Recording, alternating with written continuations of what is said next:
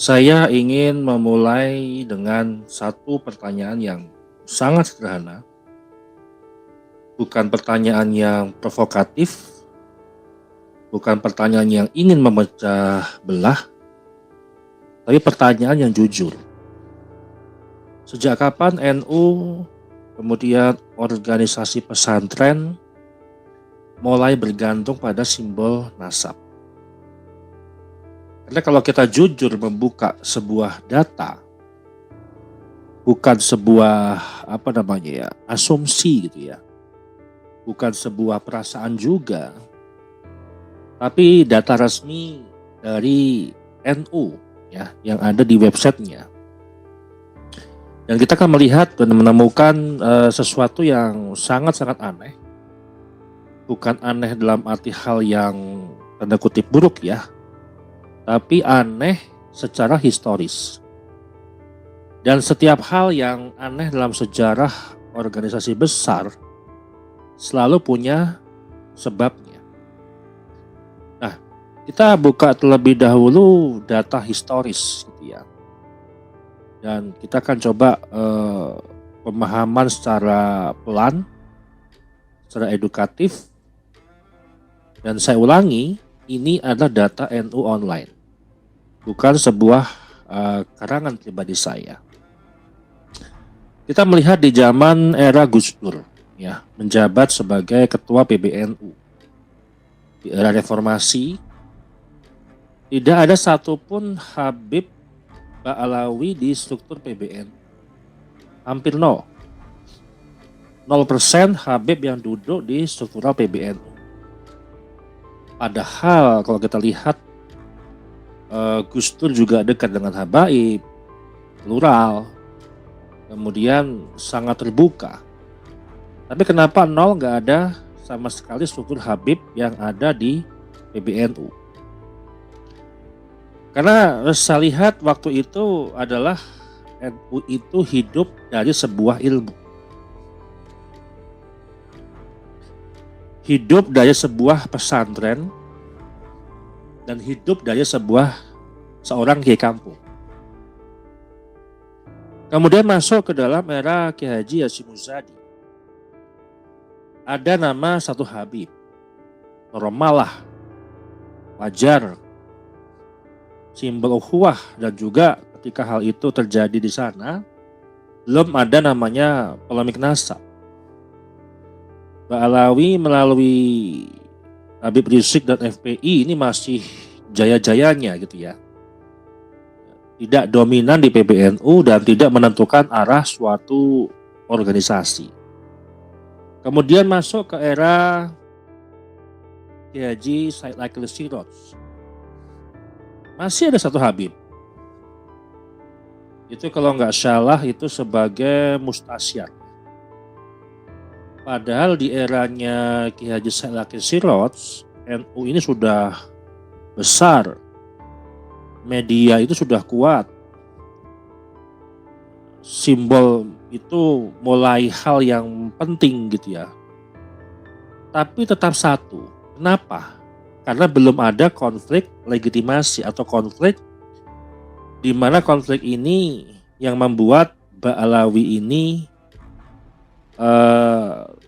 tersentuh ataupun merasa terancam legitimasinya dengan adanya krisis keiman.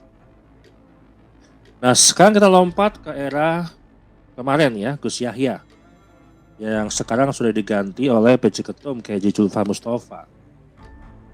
Disinilah data ini berbicara keras. Ada 9 habaib Ba'alawi yang duduk di setiap struktural PBNU. Bukan 2, bukan 3, tapi 9. Lonjakannya 900%. Dan ini bukan sebuah opini yang keluar dari pikiran saya. Ini adalah angka. Nah, apa makna lonjakan ini? Dari era Gus Dur 0, kemudian Kiai Haji Hashim Muzadi cuma 1, kemudian Kiai Haji Akil Siraj juga bertahan 1, kemudian lonjakan besar susunan kepengurusan harian PBNU tahun 2022 sampai dengan tahun 2027. Itu ada 9. Pertanyaan pentingnya ini bukan apakah ini salah atau benar gitu ya. Tapi kenapa ini harus terjadi sekarang? Karena dalam ilmu sosial tidak ada sebuah lonjakan simbol tanpa sebuah tekanan. Ini kita bicara ilmu sosial dan kita bicara sebuah logika yang sederhana saja. Lonjakan tidak akan mungkin terjadi kalau tidak ada sebuah tekanan. Berarti kalau kita bicara Muktamar NU yang ke-34 di Lampung tahun 2022, itu kan sekitar bulan Januari ya. Itu belum ada polemik nasab. Polemik nasab itu ada di bulan Oktobernya. Itu terhitung 9 bulan ke depan setelah Muktamar NU itu muncul tesis keimat. Apakah ada sebuah situasi yang membaca akan keluarnya tesis keimat? Ya kita nggak tahu. Ya, kita akan sejajarkan dulu dengan waktunya. Beberapa tahun yang terakhir ini yang memang di tahun 2022 ini kan tesis yang secara akademik mengatakan Balai bukan cucu Nabi. Itu muncul menjadi sebuah polemik hingga hari ini. Kemudian diskursus verifikasi nasab itu sekarang jangkauannya meluas. Publik NU itu mulai kritis ya. Kemudian PBNU juga mulai panas secara internal. Dan tepat di fase itu, struktur itu berubah. Ini apakah 9 habaib di struktur PBNU ini untuk menangkis adanya nanti tesis keimat ataupun seperti apa, kita belum menelusuri ke situ. Dan struktur berubah itu bukan suatu hal yang kebetulan sebenarnya. Ini adalah sebuah respon struktural. Kenapa tidak terjadi di era-era sebelum? Nah, dalam ilmu politik simbolik, ini disebutnya adalah symbolic defensive incorporation.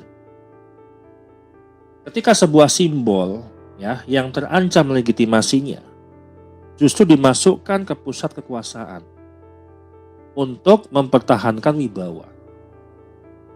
Bayangkan yang hanya satu saja dari tahun 84 ya, era Gus Dur itu sampai sebelum tahun 2022 itu hanya satu. Dan akhirnya ada 9 nama habaib di struktur PBN.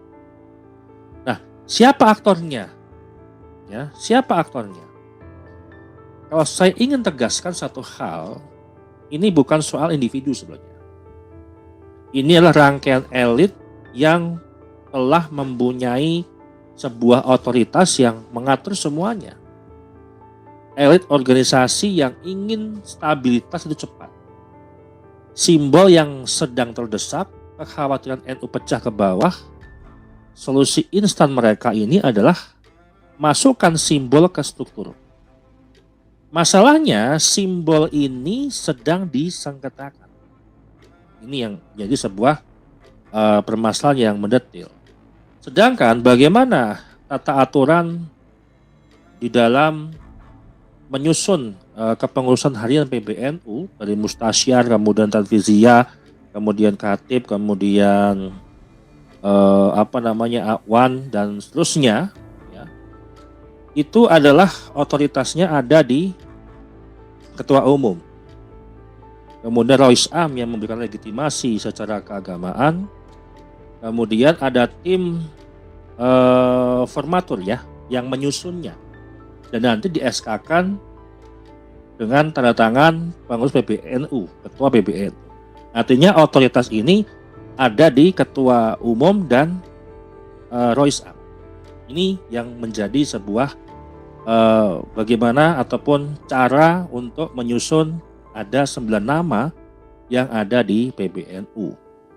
Dan inilah elit organisasi yang secara masif yang memasukkan 9 nama itu.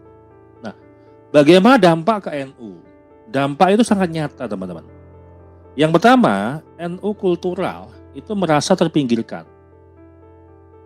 Kiai kampung, kemudian peneliti, intelektual muda NU, santri kritis itu dianggap mengganggu sebuah persatuan. Padahal dalam Nasional wal Jamaah, berpikir kritis itu adalah ibadah. Kemudian kedua, ilmu mulai kalah oleh simbol. Data disebut dengan fitnah. Verifikasi disebut tidak beradab. Diskusi disebut perpecahan. Ini bukan NU yang kita kenal. Jadi ada sebuah sentuhan peradaban baru yang masuk ke dalam NU secara struktural. Bahkan juga sampai ke NU secara kultural. Nah, kemudian ketiga, PBNU kehilangan posisi wasit. Dengan 9 habaib Ba'alawi, ya, di sebuah struktur yang besar, hampir setiap struktur kepengurusan itu ada nama habaib, ada yang 2, ada yang 1, ada yang 3. PBNU itu sulit untuk dianggap menjadi sebuah netral dalam konflik nasab. Ini adalah sumber krisis kepercayaan. Dan kalau kita melihat dan mengevaluasi terkait Rois Am dan Ketua Umum yang bersama-sama dengan tim formatur menyusun kepengurusan PBN, artinya secara otoritas mereka yang menentukan 9 nama itu. Makanya ketika ada konflik sekarang, Gus Yahya dipecat oleh Rois Am dan digantikan PJ Ketum oleh Kiai Zulfa Mustafa, ya lebih baik untuk Rois Am juga mundur. Supaya nanti pengurus kedepannya hasil muktamar NU, entah itu nanti MLB dilaksanakan atau mungkin muktamar dipercepat. Tidak perlu lagi memasukkan nama-nama habaib di struktur PBN. Ini menjadi masalah lagi. NU nanti akan terpecah lagi karena sumber masalahnya ada di situ. Nah, kalau kita bandingkan dengan era Gus Dur itu tidak anti orangnya, tidak anti personalnya. Tapi Gus Dur tidak menggadaikan sebuah struktur hanya untuk kepentingan simbolik. Karena Gus Dur paham, NU itu besar, itu nggak butuh nama simbol-simbol yang melekat kepada klan yang mengaku sebagai cucu Nabi. Tapi karena ilmu dan hikmah, ini yang membuat NU itu besar. Inilah nilai-nilai mulia, gagasan yang sangat luar biasa dari seorang yang bernama Gus Dur. Dan itu bukan sebuah romantisme. Itu adalah sebuah fakta sejarah. Nah, maka dari itu refleksi secara nasional kepada seluruh warga NU ini bukan organisasi kecil loh. NU ini adalah penyangga negara. Kalau NU setelah membaca simbol, negara pun ikut goyah. Karena unsur-unsur klan Ba'alawi ini ingin merubah fondasi negara ini menjadi ideologi khilafah. Itu yang bertentangan dengan Pancasila. Karena konflik identitas ini selalu lebih berbahaya daripada konflik ekonomi. Kalau ekonomi masih ada bisa kita membuat sebuah stimulus atau membuat sebuah formula bagaimana ekonomi tumbuh. Tapi kalau sudah menyentuh kepada politik identitas, ini jauh lebih bahaya dan sulit untuk dikembalikan lagi. Sulit dipulihkan karena sudah menghegemonik. Nah, sehingga kesimpulan yang bisa saya sampaikan pada teman-teman hari ini, kita simpulkan dan kita analisa, kemudian kita ambil garis besar dengan jujur. Data NU menunjukkan sebuah anomali. lonjakan terjadi saat legitimasi nasab itu digugat. Ya, kemudian ini adalah sebuah mekanisme proteksi simbol. Artinya ini sebuah hal yang kebetulan. Kok bisa ada 9 nama habaib pada saat momen-momen itu mendekati terjadinya ledakan polemik nasab. Padahal polemik nasab itu di bulan Oktober. Ini bulan Januari. Artinya masih 9 bulan ke depan. Nampaknya habaib itu sudah membaca situasi dan kondisi ke depan yang mengancam legitimasi nasab mereka. Dan ini adalah sebuah mekanisme proteksi simbol dengan memasukkan 9 nama habaib di kepengurusan harian PBNU melalui otoritasnya Rois Am dan Ketua Umum. Saat itu adalah Gus Yahya dan Kiai Haji Miftahul Ahyar. Dan NU sedang diuji. Ujinya apa? Ilmu atau simbol. Nah, NU tidak akan pernah runtuh karena sebuah kritik. Justru NU itu runtuh kalau kritik itu dianggap sebuah ancaman. Kalau mau bersih NU hari ini dan yang akan datang demi cahaya perubahan Nahdlatul Ulama, Rois Am tuh ganti, ya, turunkan semuanya, termasuk yang Gus Yahya sudah diturunkan, Rois Am pun juga diturunkan, ganti pengurusan nanti pada saat muktamar.